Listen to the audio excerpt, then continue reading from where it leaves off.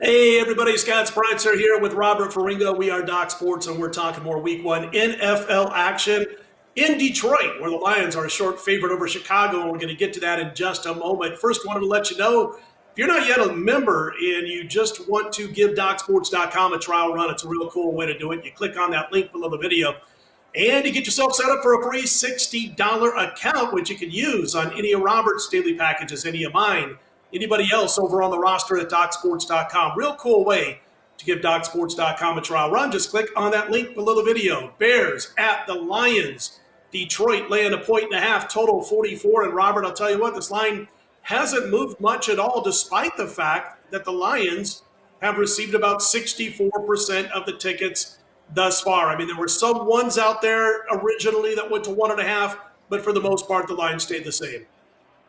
Not surprising, considering that the general consensus about these teams are that the Bears are the better team. They have been consistently better over the last few years, and people just still aren't buying into Matt Patricia with Detroit. But I also think that this number is frozen because as it stands right now in the first week of June, we don't know who the Bears quarterback is going to be. That's kind of the overriding theme of their season this year, really. It's the biggest decision that Matt Nagy may ever have to make in his tenure as Chicago Bears head coach. And I think we're going to see a fluctuation on the line depending on who he decides to go with.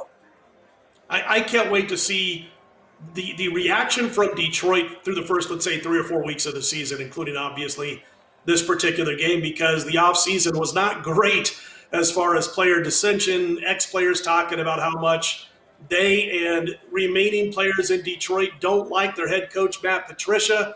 So got to wonder where this team's at between the years. And I think as long as Matthew Stafford can stay healthy and they can have a decent start in the first 3 or 4 weeks, they'll be able to get past that for the most part. But it's a fragile team, a fragile psyche. They lost their final 9 games last year, and of course Stafford was injured for most of it. I just don't know how they can get over a terrible defense overall. DVOA, no matter what metrics you use, scoring, all of the above. It's a pathetic defense, but again, they're going up against an offense that is yet to name a starting quarterback.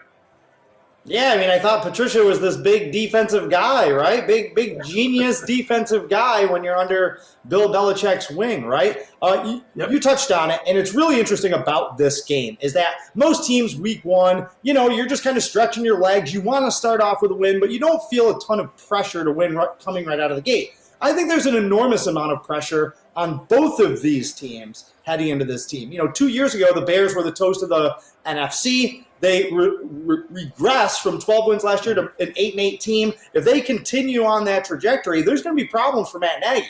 And as you touched on, it's very simple in Detroit. Have a winning year, and Matt Patricia won't have a third year. So the fact that it's a divisional game and the fact that you have 2 very desperate teams coming into this game is critical. One of these teams is going to walk out of this game feeling very, very good about themselves. One of them is going to have even more question marks. And you touched on it last year about Detroit losing their last 9 games. They quit. They absolutely quit on Matt Patricia. So if they get off to a slow start again this year, this is going to be a team to bet against consistently until they show a little heart.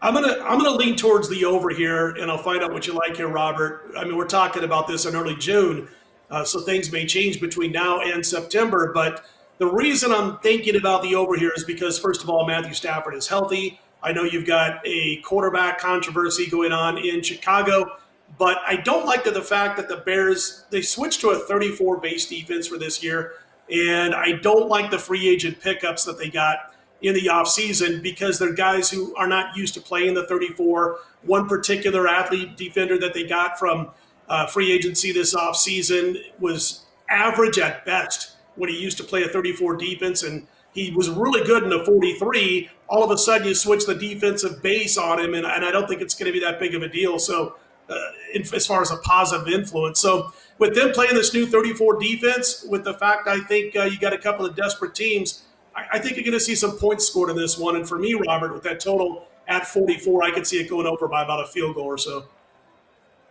Sure, one of the lower totals on the week 1 board. For me, it's very, very simple in this game. If I'm going to take a side, it depends on who the Bears are starting at quarterback. I don't think there's any question. I don't need to see training camp. I don't need to see any more to know that Nick Foles is better than Mitch Trubisky. Mitch Trubisky's a loser. He's never going to be anything other than a mediocre quarterback. You know what's funny about him? I'm glad you brought that up. I was just going to jump in real quick and say, what's funny about Trubisky, if you look at his first 2 quarters throughout his career, and first 2 quarters of game time, he's actually pretty good. And then when adjustments are made, he's done.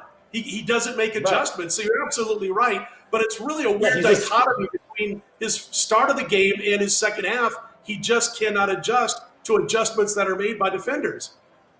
Yeah, he's a stiff. He's not a player. And conversely, we have Nick Foles, who has shown in his career that he's a gamer. He's a player. He's played and won big games. He not only has more talent, but he's just a better player overall. But it's going to be interesting to see. Does Nagy stick with the guy who he's more familiar with and who has more familiarity in the system, considering how bizarre this offseason has been? Or is he going to roll the dice, throw Nick Foles in there, knowing that he's probably the better guy, and let it ride? So it's really one of the more interesting games on the Week 1 card. I take Chicago if Foles is quarterback. I'll take Detroit if Mitch Trubisky is starting Week 1 for Chicago.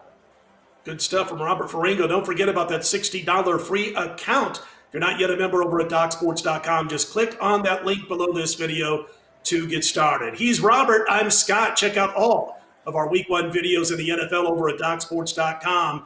And listen, man, let's put them in the win column and get off to a great start, the 2020 campaign.